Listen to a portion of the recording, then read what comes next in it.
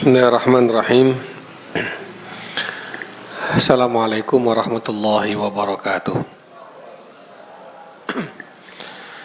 Innal hamdalillah nahmaduhu wa nasta'inuhu wa nastaghfiruh wa na'udzu billahi min syururi anfusina wa sayyiati a'malina. May yahdihillahu fala mudilla lahu wa may yudlil fala hadiya lahu. Asyhadu an la ilaha illallah wahdahu la syarika lah wa asyhadu anna Muhammadan abduhu wa rasuluhu la nabiyya ba'dah. Allahumma salli wa sallim wa barik ala sayyidina Muhammadin wa ala alihi wa sahbihi wa man ihtada bihadihi wastanna bisunnatihi ila yaumil qiyamah, amma ba'da. Hadirin hadirat rahimakumullah. Malam ini kita akan bahas tentang prinsip-prinsip dan kaidah-kaidah hukum halal haram.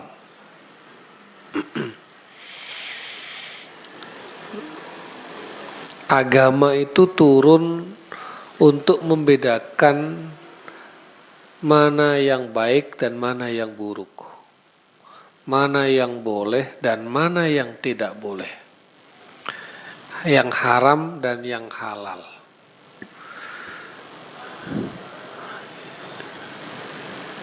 Yang harus dilakukan dan yang tidak boleh dilakukan. Itu agama. Maka perintah pertama kali dalam sejarah kemanusiaan itu perintah tentang halal haram. Nabi Adam itu ketika di surga, lalu Allah membolehkan untuk makan semuanya kecuali satu. Itu sebetulnya halal dan haram. Satu yang diharamkan, yang lain halal. Pelajaran yang diterima oleh Nabi Adam bahkan ketika masih di surga itu tentang halal haram. Artinya tentang sesuatu yang boleh dilakukan dan yang tidak boleh dilakukan.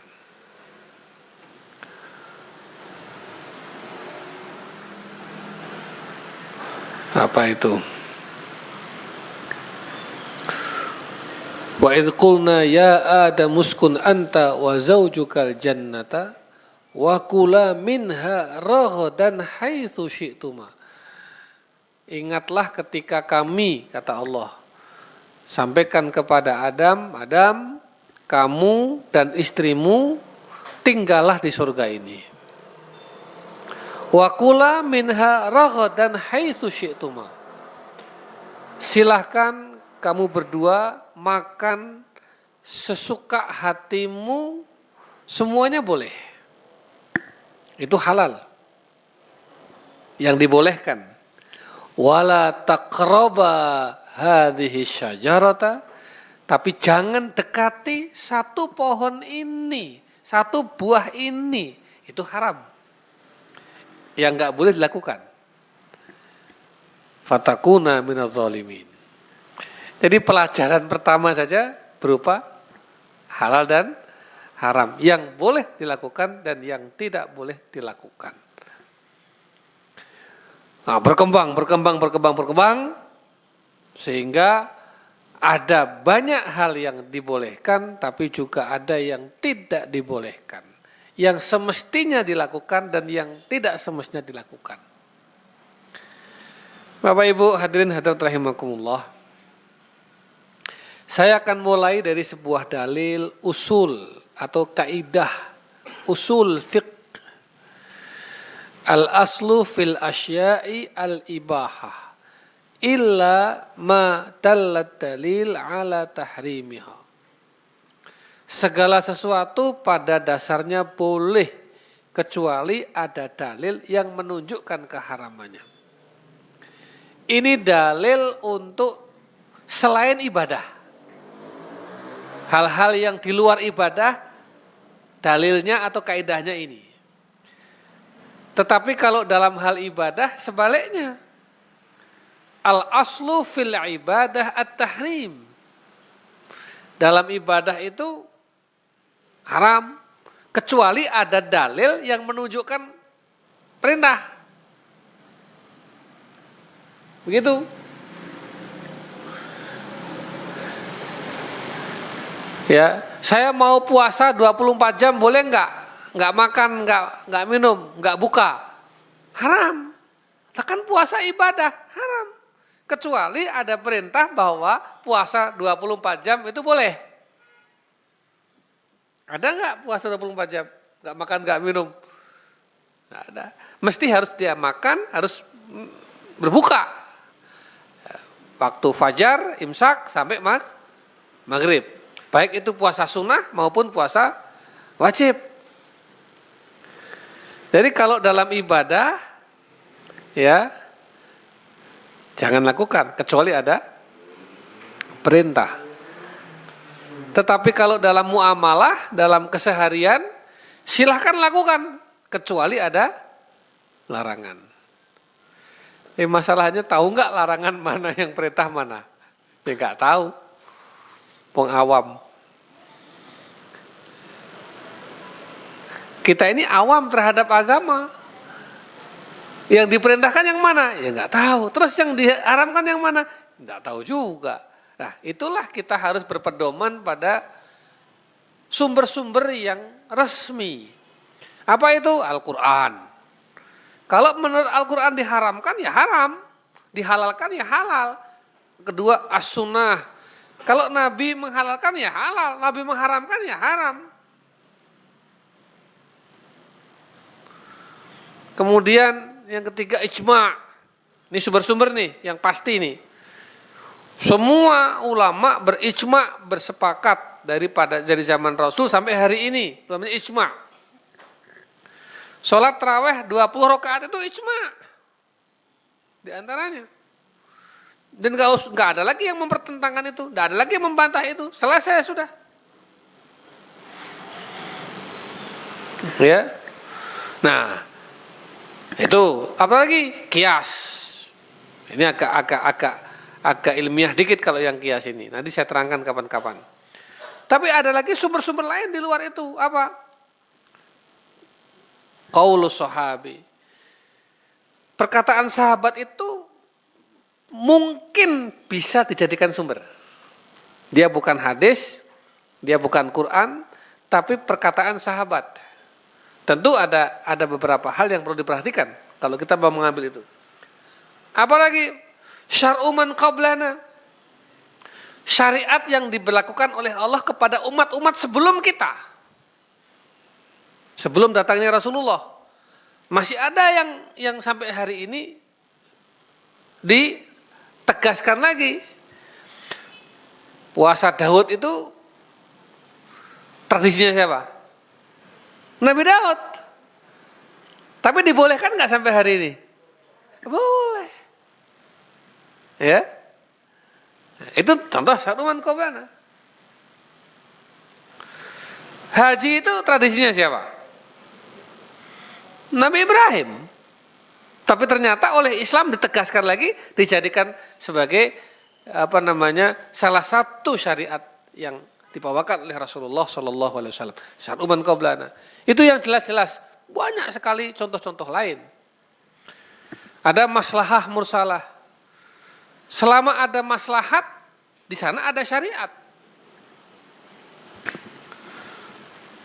Apalagi al-istihsan, al-istishab dan lain sebagainya. Baik, saya tidak akan masuk terlalu akademik ke situ, tapi beberapa gambaran umum saja. Jadi al-aslu fil asya al-ibahah. Segala sesuatu itu boleh kecuali ada dalil yang mengharamkannya. Kenapa? Karena hidup manusia itu terus berkembang. Situasi kehidupan 14 abad yang lalu pada masa Rasulullah berbeda situasinya dengan hari ini 14 abad kemudian. Hukum pakai HP boleh enggak?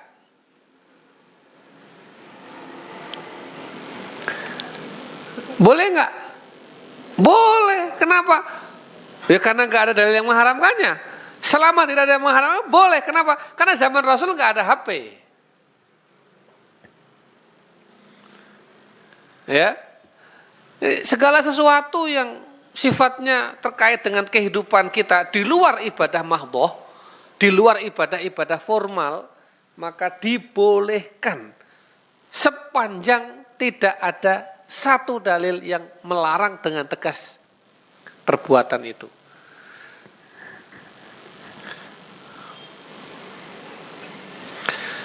Wasakhkhara lakum ma fis samawati wa ma fil ardi jami'an min.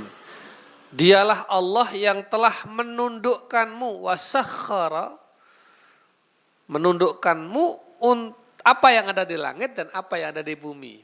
Ini ayat taskhir, wasakhkhara yusakhiru, itu banyak sekali dalam Al-Qur'an. Pertanyaannya begini. Allah menciptakan matahari itu tuh apa sih fungsinya? Atau gini deh, matahari itu diciptakan untuk siapa? Untuk kepentingan siapa? Bumi itu dihamparkan oleh Allah, lalu tumbuh-tumbuhan itu ditumbuhkan oleh Allah. Kita nanam padi, tumbuhnya padi. Kita nanam semangka, tumbuh semangka. Kita nanam durian, tumbuhnya durian. Kita nanam jeruk, tumbuhnya jeruk. Dengan aneka ragam rasa, warna. Itu sebetulnya untuk kepentingan siapa? Manusia. Sapi itu dikembangbiakkan oleh Allah. Sapi beranak, tumbuh, kembang. Sapi itu untuk kepentingan siapa? Ujung-ujungnya itu sapi itu disembelih aja itu. Jadi riwayat terakhir sapi itu untuk dimakan oleh kita. Matahari itu kepentingannya untuk kita. Makanya wasakhkhara lakum, dan Allah tundukkan, Allah berikan apa yang ada di langit, apa yang ada di bumi untukmu semuanya. Jadi sebetulnya alam semesta dan makhluk-makhluk ini diciptakan oleh Allah untuk kepentingan kita, untuk kepentingan manusia. Udara ini diciptakan untuk kepentingan siapa? Untuk kepentingan kita. Nah, ketika Allah menciptakan kita, lalu semua diciptakan oleh Allah untuk kepentingan kita, lalu kita ini untuk kepentingan siapa? Pertanyaannya. Itulah kenapa Allah memerintahkan kita untuk beribadah. Beribadah itu supaya kita bersyukur. Allah itu nggak butuh ibadah kita. Nggak sholat juga nggak apa-apa kok, Allah nggak rugi. Nggak bertasbih, nggak bertahmid, nggak bertahlil, nggak bertakbir, nggak bersolawat, nggak ngaji, nggak baca Quran, tidak mengurangi sedikit pun kemaha besaran Allah. Semua orang di seluruh muka bumi ini berhenti mengucapkan Allahu Akbar. Apa Allah itu jadi kecil?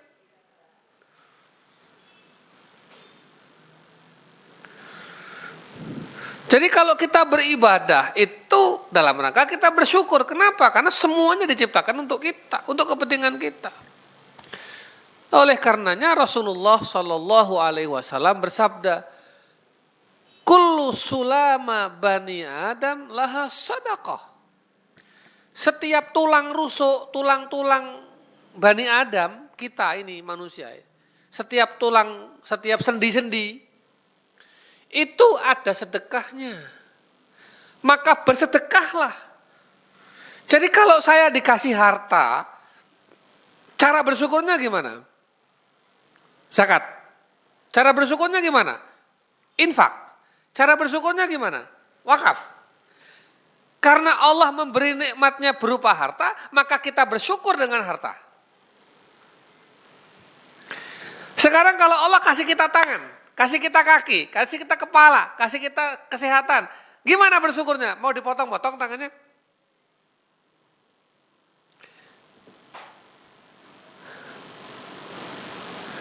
Oleh karena itu di dalam sebuah hadis Rasul Shallallahu Alaihi Wasallam disebutkan, sholat duha itu sebetulnya sedekahnya tulang, sedekahnya sendi.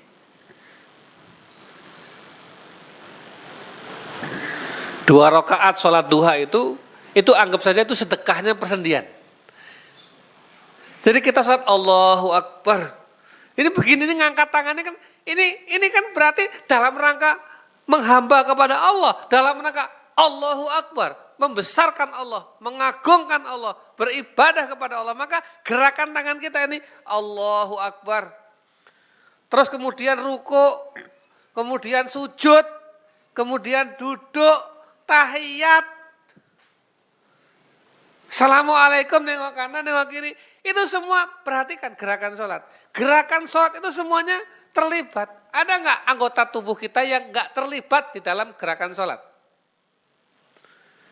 Tangan, ya, punggung, ruku, kerek gitu kan?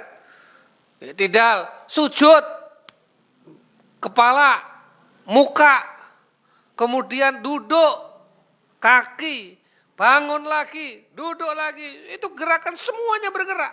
Sampai kepada jari aja bergerak. Itu mewakili itu. Asyhadu an la ilaha illallah itu tahiyat itu mewakili itu. Gerak tangannya begini.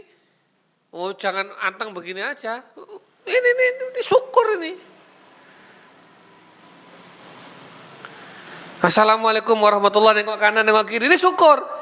Iso gon ngelingok kanan, nengok kiri. Ini syukur.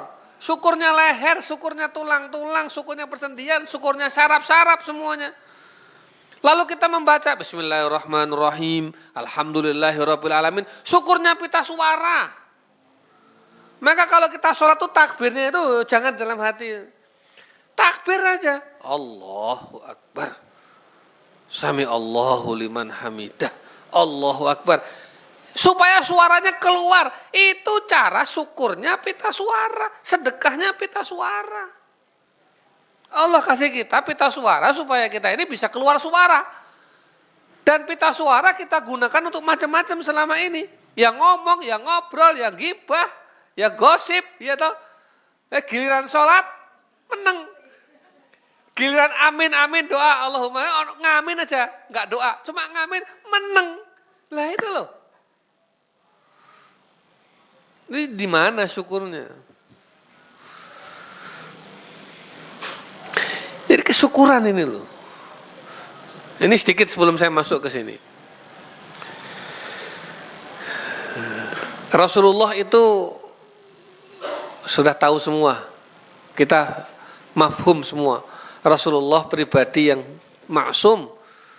Dijamin oleh Allah. Kekasih Allah. Kesayangan Allah, pastilah masuk surga itu. Tapi Rasulullah itu tahajudnya, sholat duhanya, puasanya, wiridnya, itu kenceng. Sampai suatu ketika sahabat ini heran. Sahabat iseng heran karena ini Rasul ini apalagi sih yang mau dicari? Ya toh? Apa luru apa meneh? Maksum iya. Dijamin masuk surga? Iya. Diambil dosanya, bahkan Rasul dikasih apa? Kekhususan, dikasih kewenangan untuk memberi syafaat pada yaumul akhir. Apalagi?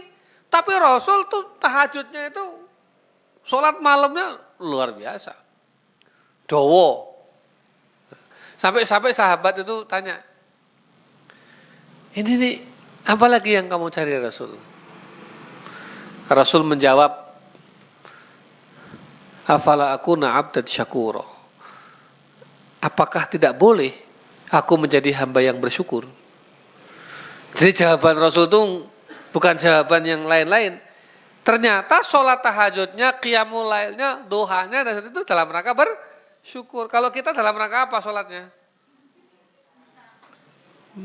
Hajat. Dalam rangka apa? Proposal. Atau dalam rangka supaya enggak dosa. Kenapa sholat? Oh, takut dosa. Ya benar, tapi itu kan paling rendah. Sholat karena kewajiban itu benar, tapi itu tingkatan paling rendah. Sholat karena kebutuhan itu ya benar, tapi itu paling rendah. Sholat kok karena kebutuhan. Nah kalau enggak merasa enggak butuh, lalu enggak sholat. Pak, Bu, Berdoa itu karena apa? Kita berdoa Allah maghfir. Oke lah Allah maghfir. Terus Allah marzuk. Ya Allah beri rezeki. Ya Allah beri kesehatan. Untuk apa? Kita butuh kesehatan enggak? Nah kalau udah sehat, mau doa lagi sehat. Hah? Sekarang minta anak. Kita berdoa minta anak. Dikasih anak. Ya kan? Anaknya wis 5. Apa stop? Doa minta anak lagi enggak? Orang berdoa itu karena butuh kan? Itu paling rendah. Wong sakjane ora usah donga be Allah ngerti kok kebutuhan kita. Apa kira-kira Allah enggak tahu? Kita butuh apa? Kita enggak usah ngomong, meneng aja. Kira-kira Allah tahu enggak? Orang yang enggak pernah berdoa minta kesehatan aja dikasih kesehatan kok. Ya kan? Tetapi orang berdoa itu, sebagian ulama mengatakan orang berdoa itu sebetulnya apa? Dalam rangka syukur dan adab kepada Allah Subhanahu wa taala. Saya kalau punya anak, saya tahu anak saya butuh duit. Saya tahu dia pengen jajan. Ngerti saya gelagatnya, tingkah lakunya, ngelihat ada jajanan, dia pengen tahu. Meskipun dia nggak ngomong kan. Tapi kalau dia ngomong baik-baik, saya lebih seneng gitu.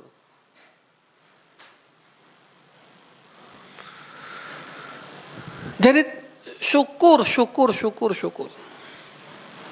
Karena itulah dalam Al-Quran, coba lihat. Yang pertama kali dibahas oleh Al-Quran apa? Syukur. Wong kita ini kalau buka Al-Quran ketemunya Bismillahirrahmanirrahim pertama kali. Ya kan Al-Fatihah kan? Habis itu apa? Alhamdulillahirrahmanirrahim. Apa itu? Syukur. Jadi tema yang dibahas oleh Al-Quran pertama kali tema apa? Syukur. Itu belum ngomongin sholat, belum ngomongin zakat, belum ngomongin haji, belum ngomongin waris, belum ngomongin pernikahan, belum ngomongin apalagi itu bab harta, belum ngomongin macam-macam. Al-Quran awal kali bicara tentang alhamdulillahirrahmanirrahim, itu syukur. Nah dalam kaitan halal haram, kalau Allah dan Rasulnya sudah menetapkan sesuatu itu haram, ya hindari saja. Kenapa? Itu bagian dari syukur. Apa ya kurang tau yang halal itu? Apa yang dihalalkan oleh Allah dan Rasulnya masih kurang? Kok sampai-sampainya kita itu nyari yang haram? Maka orang yang masih tetap berkutat dan masuk di dalam hal-hal yang haram, makanan haram, rizki haram, pergaulan haram, pernikahan haram, apalagi itu? Ya, yang dilarang oleh Allah dan Rasulnya dikerjakan semua, berarti dia tidak bersyukur. Seolah-olah seperti yang sudah dihalalkan itu masih kurang. Padahal yang dihalalkan oleh Allah jumlahnya jauh lebih banyak daripada yang diharamkan. Contohnya Nabi Adam dan Hawa, yang diharamkan cuma satu, yang dihalalkan tak terbatas. Wa kula minha ragadan haitsu syi'tuma. Haitsu syi'tuma itu terserah kamu mau makan apa saja, suka-suka kamu, semuanya boleh, kan enggak terbatas. Yang haram cuma satu. Lah kalau Allah mengharamkan daging babi, ya sudah jangan usah dekati babi. Kenapa? Lo masih banyak yang lain kok. Ada ayam, ada bebek, ada kambing, ada kerbau, ada sapi, ada unta. Iya. Belum lagi yang ikan-ikanan. Lah kalau Allah mengharamkan minuman keras, ya udah hindari saja. Kenapa? Lo masih banyak kok. Air putih bisa. Air putih yang warnanya merah itu namanya teh, halal juga. Ini kopi, jahe halal, jeruk nipis halal. Ya kan? Semua buah-buahan di jus jadi halal. Lah kalau kita ini masih cari yang keras-keras itu, arak-arakan, bir-biran dan lain-lain. Lah terus berarti kita tidak mensyukuri Nikmat Allah. Seolah-olah kayak Allah itu kurang gitu loh menghalalkan yang untuk kita itu. Wa sakhkhara lakum ma fis samawati wa ma fil ard jami'an minhu.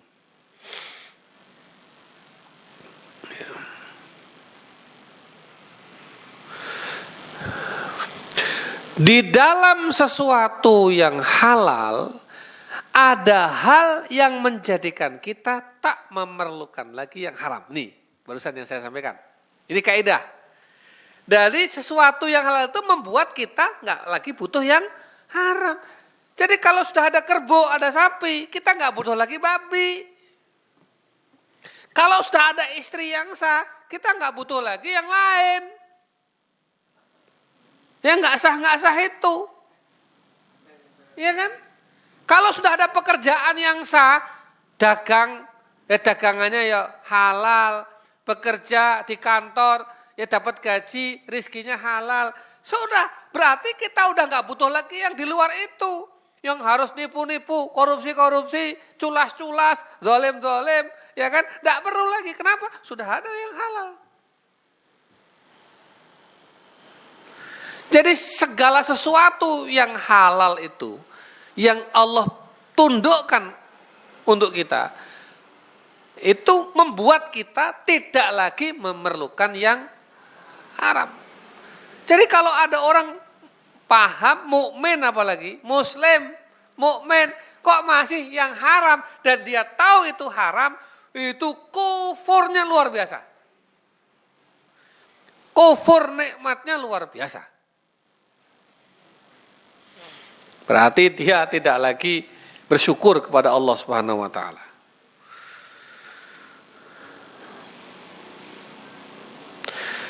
Maka Al-Imam Ibnu Qayyim Al-Jauziyah, ini salah satu imam yang saya kutipkan di sini, mengatakan tidak ada sesuatu yang diharamkan kecuali ia diganti dengan sesuatu yang lebih baik darinya sebagai alternatif dan untuk menjadikan kita tidak perlu lagi kepada yang haram itu.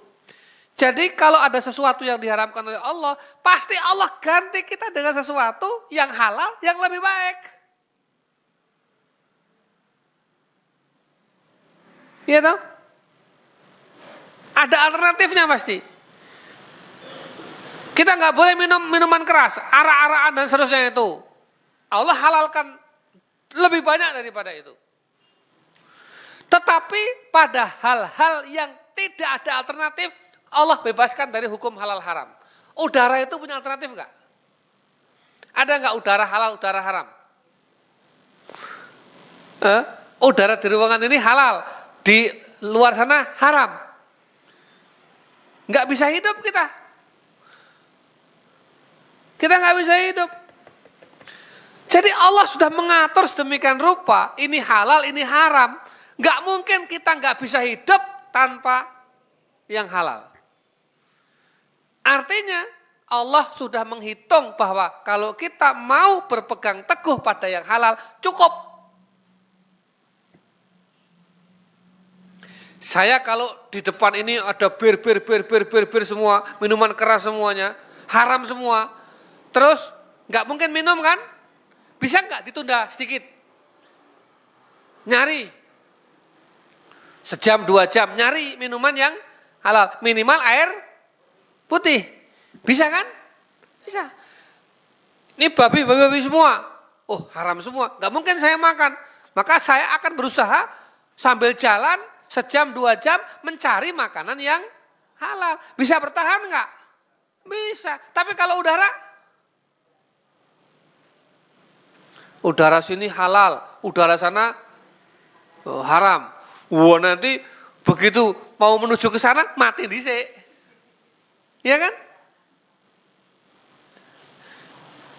Saya kalau pergi ke negara-negara yang Eropa, negara-negara barat itu segala macam kan nyari makanan dan minuman yang halal kan susah, agak susah. Ya kan? Memang harus nyari.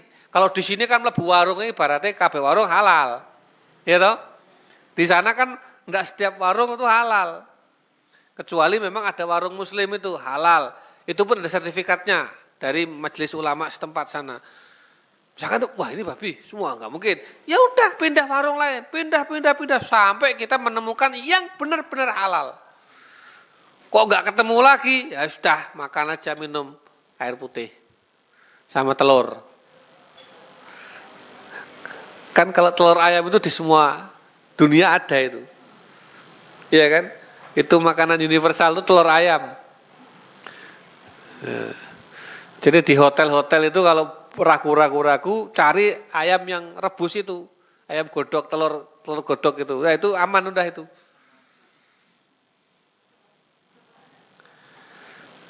Atau kalau yang udah terbiasa begitu disiapkan.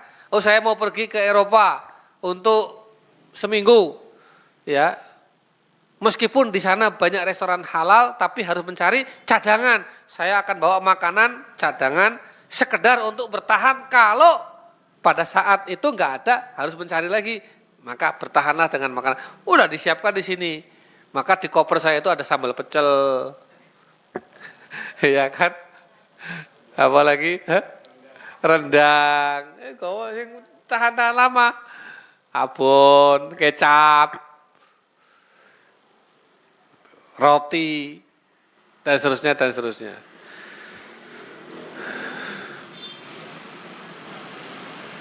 Contoh nih ya, contoh. Islam mengharamkan orang mengundi nasib. Ini judi ya. Maka Allah ganti dengan doa dan istikharah.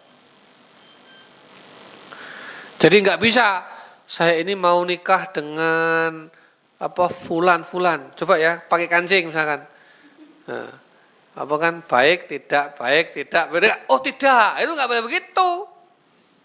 Ini doanya istikharah. Wah, ada doa kok. Apa dadu? Iki nek dadune ganjil berarti apik, nek genep berarti ora apik, misalkan gitu kan. Enggak usah begitu. Memilih memutuskan sesuatu enggak perlu dengan cara mengundi-mengundi begitu. Kenapa? Istikharah. Allah kasih cara, Allah kasih jalan keluar. Berdoa, ya Allah, mana yang terbaik? Kalau memang ini baik, beri isyarat, beri tanda, beri keyakinan. Kalau memang tidak baik, beri isyarat, beri tanda, beri keyakinan, beri kemantapan. Nah itu istikharah, berdoa. Allah mengharamkan riba dengan segala turunannya. Lalu Allah ganti dengan perdagangan yang halal. Allah mengharamkan zina, homoseksual, lesbian, apa dan seterusnya, ya. Tapi sisi lain Allah menghalalkan nikah. Ya ngapain harus berzina? Nikah sekalian selesai kok. Apa susahnya nikah itu? Tidak ada susahnya, hanya tinggal ankah tuka, wajib tuka, qabil tu nikah, watas sudah, selesai sudah. Nikah itu yang susah itu kan ubur rampenya. Iya, pancen. Saat ini nikah, gak 1 menit enggak ada kok. Mana walinya duduk di situ, kemudian saya nikahkan putri saya, Ananda, binti gini itu dengan mas kawin gini. Terus laki-lakinya saya terima nikahnya dan kawinnya dengan saya baik. Selesai sudah. Ya apa susahnya? Tidak ada susahnya. Makanya ketika mengharamkan perzinahan, mengharamkan hubungan sejenis, Allah pada saat yang lain. Jadi kalau ada orang masih kok di zina-zina itu, di lokasi dan di zona zina, di sini di zona yang homoseksual dan seterusnya, ini dia nggak syukur loh, menghalalkannya cuma mudah sekali kok. Ketika Allah mengharamkan minuman keras, Allah menghalalkan minuman lezat. Jadi ya ada semua, ada semuanya.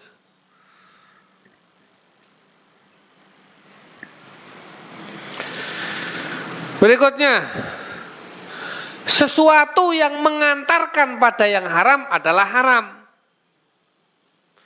Sesuatu yang membuat satu hal menjadi haram, maka dia haram. Allah mengharamkan zina. Haram kan? maka segala hal yang mengantarkan pada perzinahan haram. Apa hukumnya pornografi? Haram. Kenapa? Itu bisa mengantarkan pada perzinahan. Apa hukumnya porno aksi? Apa hukumnya perselingkuhan? Loh, perselingkuhan itu nanti ujungnya mengarah pada perzinahan. Maka sesuatu yang bisa mengantarkan pada yang haram, maka dia adalah haram. Itu kaidah.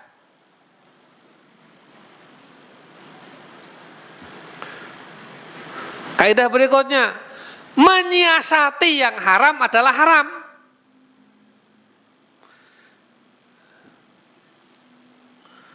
Ini ada kisah, dalam Al-Quran itu kisah. Allah itu mengharamkan orang Yahudi untuk menangkap ikan pada hari Sabtu. Ini sebuah kisah dalam Al-Quran. Ya kan? Diharamkan ini. Lalu orang-orang Yahudi membuat akal-akalan. Dia memasang jaring di hari Jumat. Mengambilnya pada hari Ahad. Ya kan? Maka yang demikian itu adalah perbuatan karena apa? Menyiasati. Karena itu orang Yahudi dikutuk oleh Allah, kunu qiradatan khasiin, jadilah kamu kera-kera yang hina. Ini kisah dan dalam Al-Quran dimunculkan lagi. Jadi jangan menyiasati yang haram karena ya misalnya ini minuman keras, ya kan? Kemudian gimana disiasati? Ya dikasih campur jus, mangga, tetap aja haram.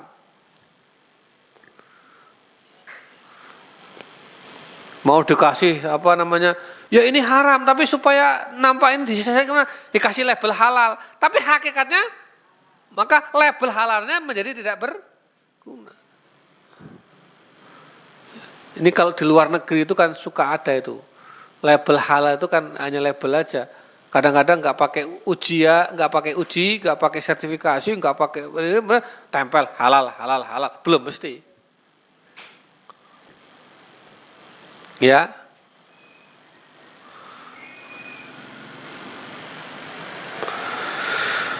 La yastahilanna ta'ifatun min ummati al-khamra yusammunaha bighairi ismiha. Ini kata Rasul, hadis rawahu Ahmad.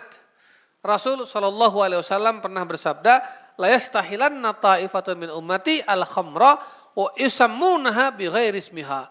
Pasti akan ada sekelongan di antara umatku yang menghalalkan khamr, menghalalkan minuman keras, tapi menamakannya dengan selain minuman keras. Minuman berkhasiat, ya sob aja. Aslinya minuman keras ini Pak, di musim dingin itu bisa menghangatkan tubuh. Ya kan? Maka diganti itu bukan bir lagi, tapi apa? Minuman penghangat tubuh. Tidak bisa, sama saja.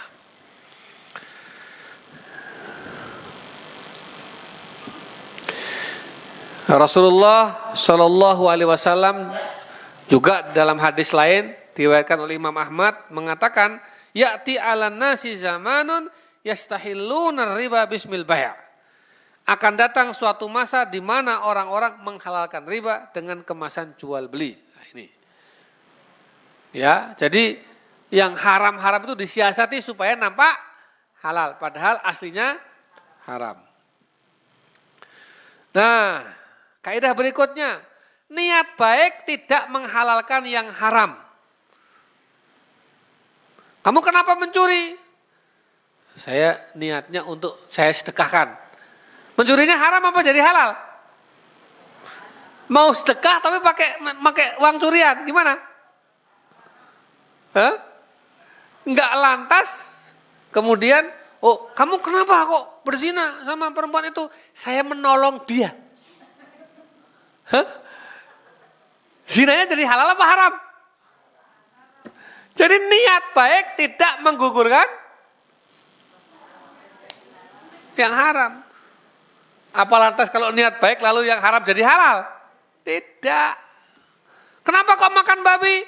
Kasihan yang jualan, gak laku. Gak bisa begitu. Ya.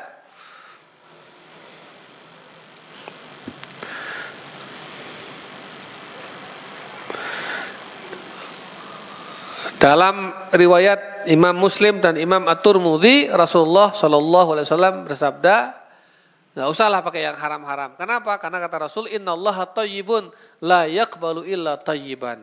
Allah itu baik dan Allah tidak menerima kecuali yang baik-baik. Yang baik-baik itu yang halal-halal. Kalau yang haram-haram itu tidak baik, maka yang haram-haram tidak akan diterima oleh Allah Subhanahu wa taala. Ini yang menegaskan bukan siapa-siapa, tapi langsung dari Rasulullah Shallallahu alaihi wasallam. Kaidah berikutnya, hindari yang syubhat supaya tidak terjerumus pada yang haram. Ya yang masih remeng-remeng enggak usah. Kenapa? Nah, nanti daripada enggak jelas, udahlah yang jelas halal aja banyak kok, ngapain yang remang-remang.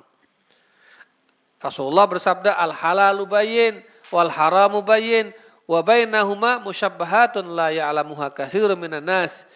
Yang halal udah jelas, yang haram juga udah jelas. Tapi di antara halal dan haram itu ada yang remang-remang, yang syubhat, yang tidak banyak diketahui oleh orang. Maka famanittaqa al-musyabbahat istabra alidinihi wa irdih.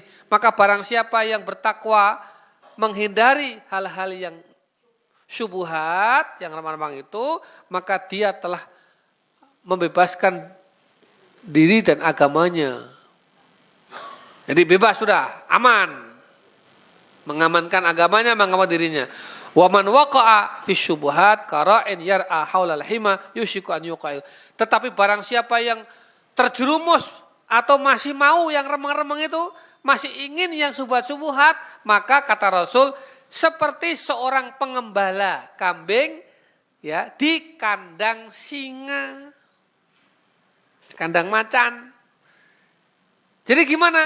Ya bisa jadi masanya makan kambing. Bisa jadi aman, bisa jadi nggak aman, ya kan? Angon wedhus ning nggone cepak macan, piye, Pak?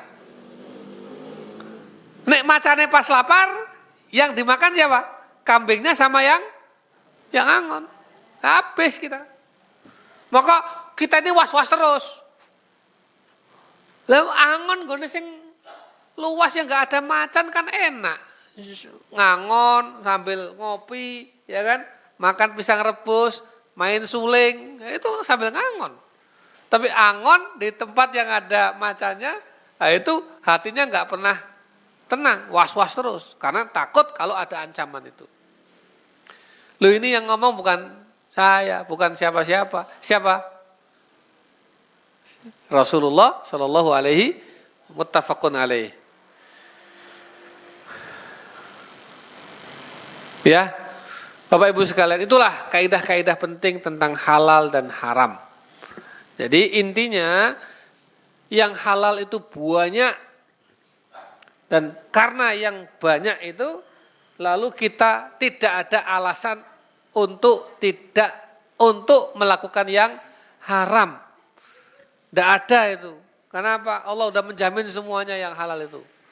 Dan karena yang halal itu insya Allah mencukupi kebutuhan kita. Maka terakhir ingin saya tutup. Dulu sebagian tabi'in itu sekelompok manusia yang hidup setelah sahabat. Ya. Rasul, sahabat itu yang bertemu dengan Rasul. Lalu tabi'in itu tidak bertemu dengan Rasul, tapi bertemu dengan sahabat. Jadi generasi kedua. Itu berdoanya begini. Saya lupa dari siapa, tapi begini doanya. Allahumma aghnini bihalalika an haramik wa bita'atika an maksiatik wa bifadlika amman siwak. Allahumma aghnini bihalalika an haramik, itu artinya ya Allah, cukupilah hidupku dengan yang halal daripada yang haram. Maksudnya buatlah hidupku merasa cukup dengan yang halal daripada yang haram. Wa bi ta'atika an maksiatik, ya Allah, cukupilah hidupku dengan taat daripada maksiat. Artinya buatlah hidupku merasa cukup dengan taat daripada harus dengan bermaksiat. Karena sekarang ini banyak orang yang dengan yang halal merasa nggak cukup.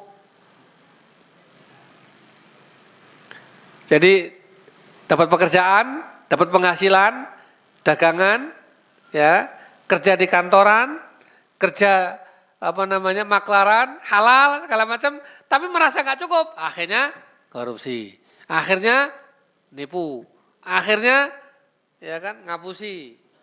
Jadi dia merasa nggak cukup dengan yang halal.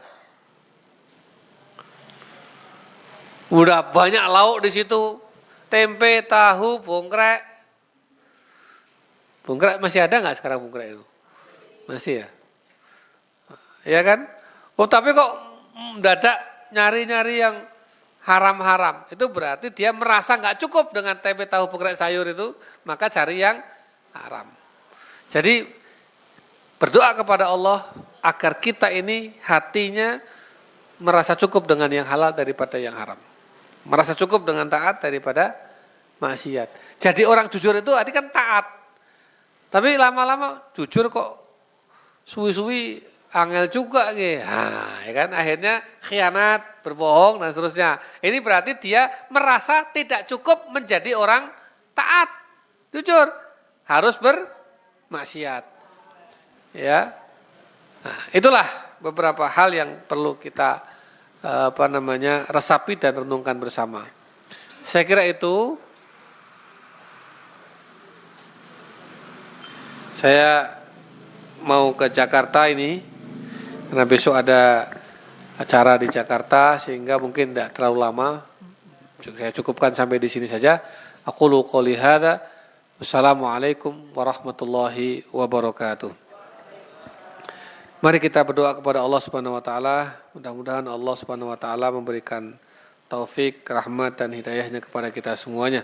Al-Fatihah. أعوذ بالله من الشيطان الرجيم بسم الله الرحمن الرحيم الحمد لله رب العالمين الرحمن الرحيم مالك يوم الدين إياك نعبد وإياك نستعين إهدنا الصراط المستقيم صراط الذين أنعمت عليهم غير المغضوب عليهم ولا الضالين آمين بسم الله الرحمن الرحيم اللهم صل على سيدنا محمد وسلم رضي الله تبارك عن كل صحابة رسول الله أجمعين والحمد لله رب العالمين حمد الشاكرين حمد الناعمين حمدا يوافي نعمه ويكافئ مزيده يا ربنا لك الحمد كما ينبغي لجلال وجهك الكريم وعظيم سلطانك اللهم صل وسلم وبارك على سيدنا محمد صلاة تنجينا من جميع الأحوال والآفات اللهم ربنا ظلمنا أنفسنا وإن لم تغفر لنا وترحمنا لنكونن من الخاسرين اللهم اغفر لنا ولوالدينا وارحمهم كما ربونا صغارا وللمسلمين والمسلمات والمؤمنين والمؤمنات الأحياء منهم والأموات إنك سميع قريب مجيب الدعوات يا قاضي الحاجات اللهم إنا نسألك الخير كله عاجله وآجله ما علمنا منه وما لم نعلم ونعوذ بك من الشر كله عاجله وآجله ما علمنا منه وما لم نعلم اللهم إنا نسألك الجنة وما قرب إليها من قول أو عمل ونعوذ بك من النار وما قرب إليها من قول أو عمل اللهم انفعنا بما علمتنا وعلمنا ما ينفعنا وارزقنا علوما تنفعنا في الدين والدنيا والآخرة اللهم أعنا على ذكرك وشكرك وحسن عبادتك اللهم أغننا بحلالك عن حرامك وبطاعتك عن معصيتك وبفضلك عمن سواك اللهم أنزل علينا رحماتك وبركاتك وتجلياتك تكفي لنا حاجاتنا في الدنيا والآخرة اللهم لا تدع لنا في مقامنا هذا ذنبا إلا غفرته ولا عيبا إلا سترته ولا هما إلا فرجته ولا دينا إلا قضيته ولا مريضا إلا شفيته ولا جاهلا إلا علمته ولا فقيرا إلا أغنيته ولا ضالا إلا هديته ولا طالبا إلا وفقته ولا حاجة من حوائج الدنيا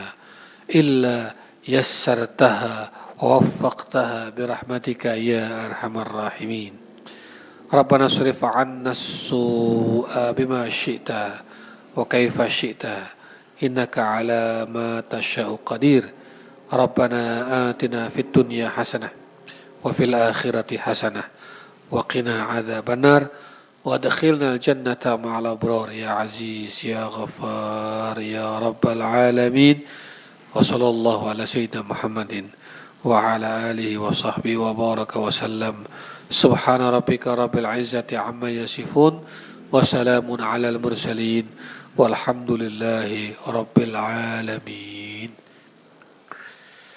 Assalamualaikum warahmatullahi wabarakatuh.